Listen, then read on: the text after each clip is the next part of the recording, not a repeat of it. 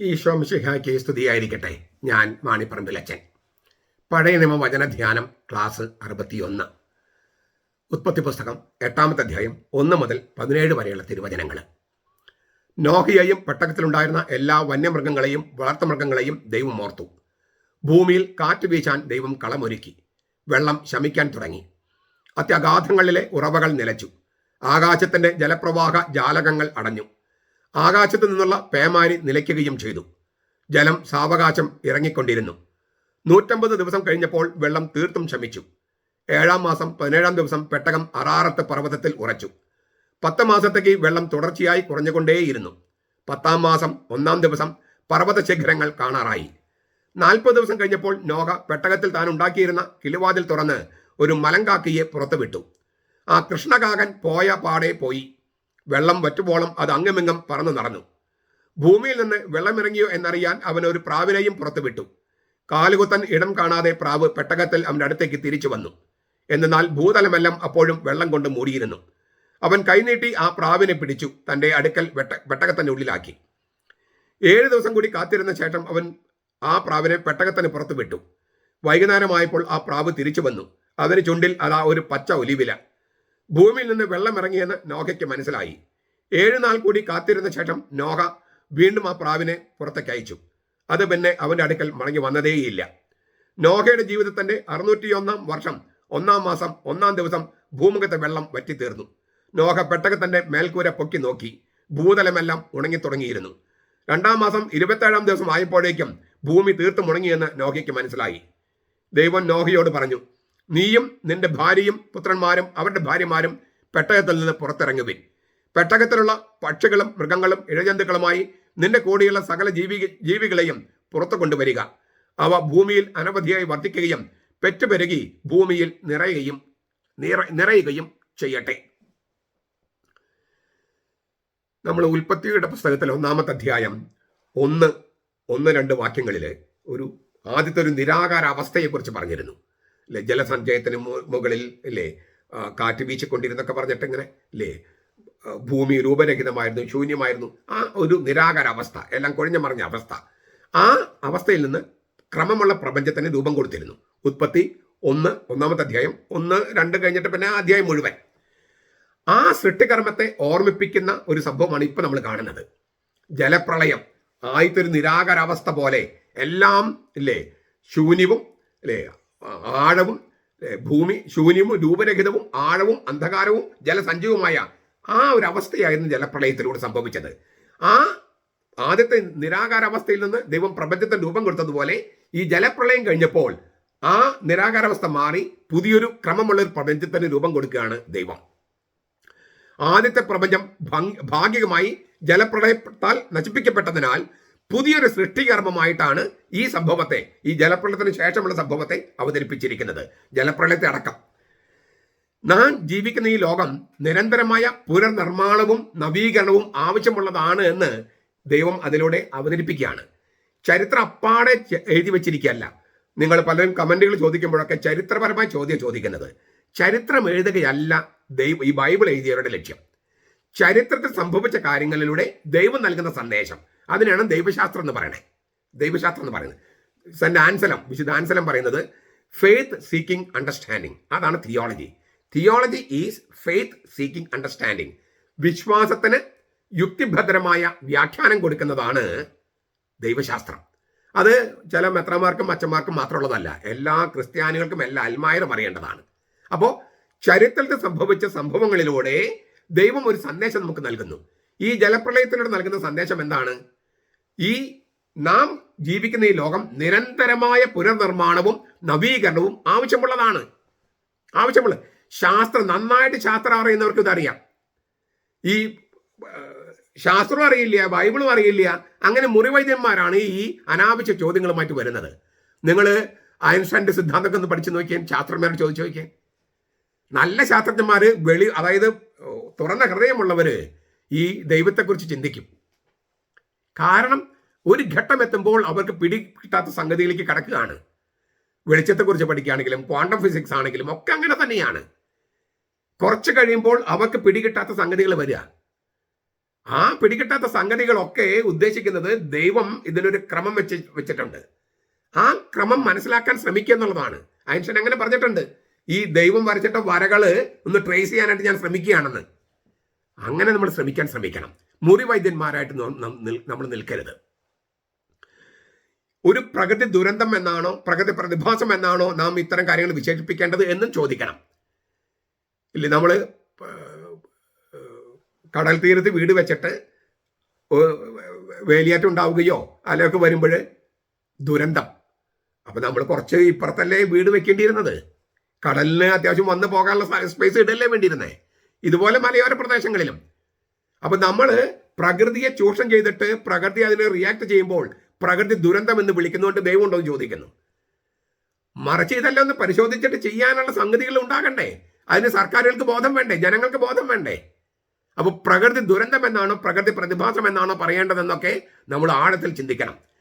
കുറ്റപ്പെടുത്താനാണെങ്കിൽ ദൈവത്തെ കുറ്റപ്പെടുത്തി ഇഷ്ടംപോലെ സംഗതികളുണ്ട്.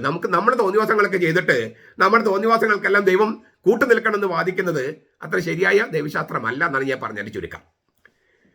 ഇനി നമുക്ക് ദൈവശാസ്ത്രത്തിലേക്ക് കിടക്കാം. ദൈവം നോഹയെ ഓർമ്മിച്ചു. ജലപ്രളയ കഥയുടെ ഹൃദയമാണ് ഈ വാചകം. ദൈവം നോഹയെ ഓർമ്മിച്ചു. പ്രളയത്തിന്റെ ഗതിക്ക് മാറ്റം വരുത്തിയ നിർണായക സംഗതിയാണ് ദൈവം നോഹയെ ഓർമ്മിച്ചു എന്ന സംഗതി. ദൈവം നോഹയെ ഓർമ്മിച്ചപ്പോൾ പ്രളയജലം പിൻവാങ്ങാൻ തുടങ്ങി. ദൈവം നോഹയുമായി ഉണ്ടാക്കിയ ഉടമ്പടി ഓർമ്മിച്ചു എന്ന് ധ്വനി ഉണ്ടാകാം. കാരണം ഉൽപ്പത്തി 6:18 9:9 9:17 അങ്ങനെ ഒരു സൂചനയുണ്ട്. ദൈവം നോഹയുമായി ഉടമ്പടി ചെയ്തിരുന്നു.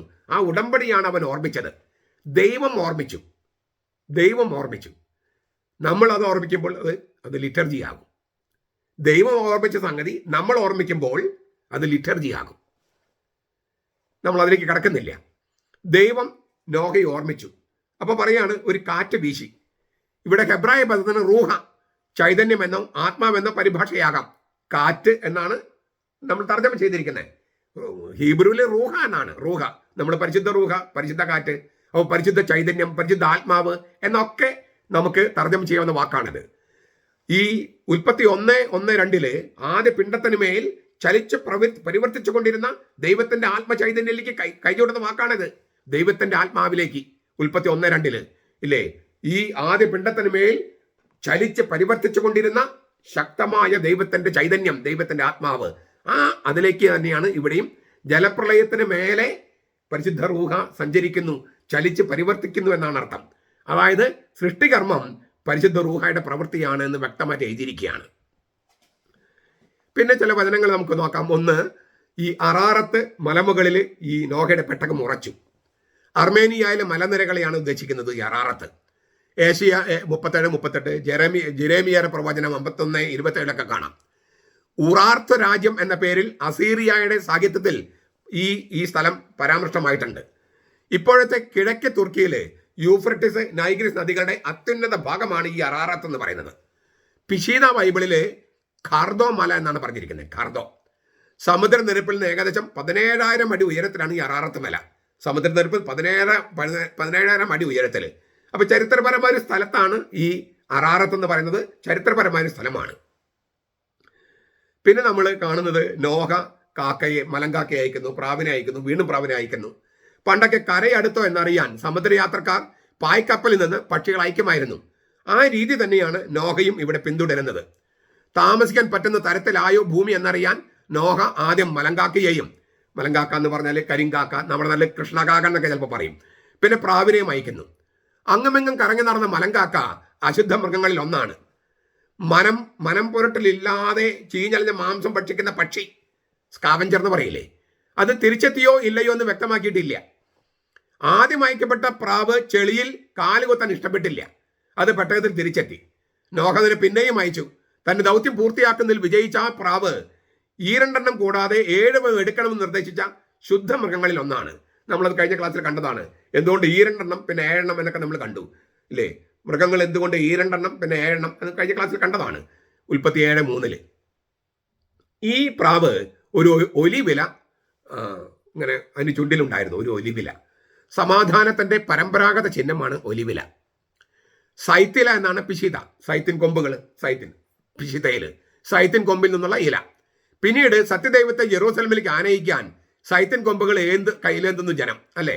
സത്യദൈവമായി ഈശോ ഈ ജെറൂസലത്തേക്ക് അയച്ചുന്നത് എതിരേൽക്കുന്നത് സൈത്തൻ കൊമ്പുകൾ വീശിയിട്ടാണ്, ഒലിവില വീശിയിട്ടാണ്. അപ്പോൾ കുറച്ച് പേര് ഈന്തപ്പനയോല ഉപയോഗിക്കുന്നുണ്ട്. അതിനൊരു ദൈവശാസ്ത്രമുണ്ട്. ഈന്തപ്പനയോല എന്നതിന് ഉപയോഗിക്കുന്ന വാക്ക്, കുരുത്തോല എന്നതിന് ഉപയോഗിക്കുന്ന വാക്ക് ഗ്രീക്ക് വാക്ക് ഫീനിക്സ് എന്നാണ്. ഫീനിക്സ് പക്ഷി, ഒരൊറ്റ പക്ഷിയുള്ളൂ, അത് മരിച്ചതിന് ചെതിൽ ഉയർത്തെഴുന്നേൽക്കുന്നു. അപ്പോൾ കുരുത്തോല പിടിച്ചു കുറേ പേര്, ഒലിവില പിടിച്ചു. അതായത് ഈ ഈ ഒലിവിലയുമായിട്ട് ഈ പ്രാവ് തിരിച്ചെത്തുന്നു. പിന്നീട് ഒലിവില ഏന്തിയിട്ടാണ് മിശിഹ രാജാവിനെ ജെറൂസലത്തേക്ക് ആനയിക്കുന്നത്. ഇതെല്ലാം തമ്മിൽ ചില ബന്ധങ്ങളുണ്ട്. സമാധാനം കൊണ്ടുവരുന്ന സമാധാന രാജാവാണ് ഈശോ. ലോകം തരുന്നത് പോലെയല്ല ഞാൻ നൽകുന്നത്, ഞാൻ നൽകുന്ന സമാധാനം വേറെയാണ്. ഇതെന്താണ് ആൾക്കാർക്ക് എപ്പോഴും പിടുത്തം കിട്ടിയിട്ടില്ല. എന്താണ് ലോകം തരുന്നത് പോലെ അല്ലാത്ത സമാധാനം യേശു നൽകുന്നത്? യേശു നൽകുന്ന സമാധാനം തന്നെയാണ്. യേശു നൽകുന്ന സമാധാനം ഒരാളാണ്, യേശു എന്ന ആള്. ലോകം തരുന്നത് പോലെ അല്ല ഞാൻ സമാധാനം നൽകുന്നത്, ഞാൻ എന്നെ തന്നെയാണ് നൽകുന്നത്. ഞാനാണ് സമാധാനം. യേശു എന്ന ആളാണ് സമാധാനം.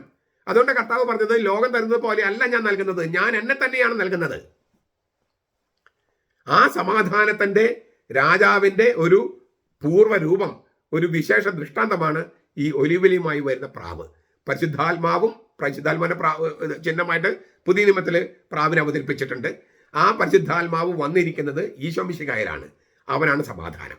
അപ്പോൾ ഈ പ്രാവ് കൊണ്ടുവരുന്ന ഒലിവില അത് യേശു എന്ന സമാധാനത്തിലേക്ക്, പരിശുദ്ധാത്മാവിന്റെ ആവാസമുള്ള യേശുവിലേക്ക് സൂചന നൽകുന്നു. ഗംഭീരമായ ഒരു സന്ദേശമാണ് അവിടെ കൊടുക്കുന്നത്.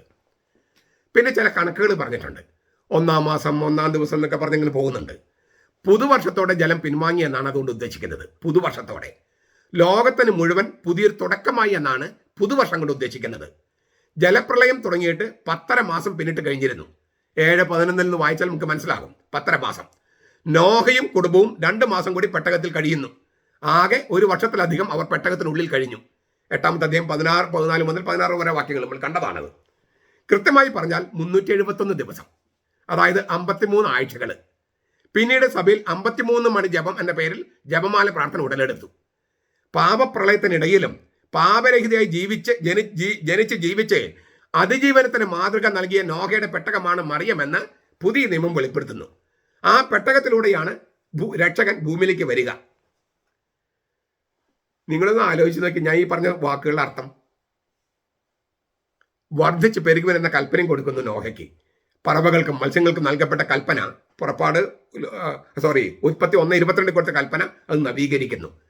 ഈ പുതിയ നവീകരിക്കപ്പെട്ട മനുഷ്യവംശത്തിന് നവീകരിക്കപ്പെട്ട ഒരു പ്രപഞ്ചം, ആ ഘട്ടത്തിലാണ് ഈ മറിയത്തിലേക്ക് സൂചന നൽകുന്ന സംഗതി പറഞ്ഞിരിക്കുന്നത്. അതിഗംഭീരം എന്നല്ലേ ഇതിനെ പറയാൻ പറ്റൂ? പല പ്രാവശ്യം കേൾക്കുക, ധ്യാനിക്കുക, വീണ്ടും വീണ്ടും വായിക്കുക. അപ്പോൾ തിരുവചന ആഴങ്ങളിലേക്ക് കടക്കാം. ദൈവത്തിൻ്റെ രഹസ്യങ്ങളിലേക്കും മറിയത്തിൻ്റെ രഹസ്യങ്ങളിലേക്കും കടക്കാൻ പറ്റും. നമ്മുടെ കർത്താവ് യേശു മിശിഹായുടെ കൃപയും പിതാവായ ദൈവത്തിൻ്റെ സ്നേഹവും പരിശുദ്ധാത്മാവിൻ്റെ സഹവാസവും നാം എല്ലാവരോടും കൂടെ ഉണ്ടായിരിക്കട്ടെ, ഇപ്പോഴും എപ്പോഴും എന്നേക്കും. ആമേൻ.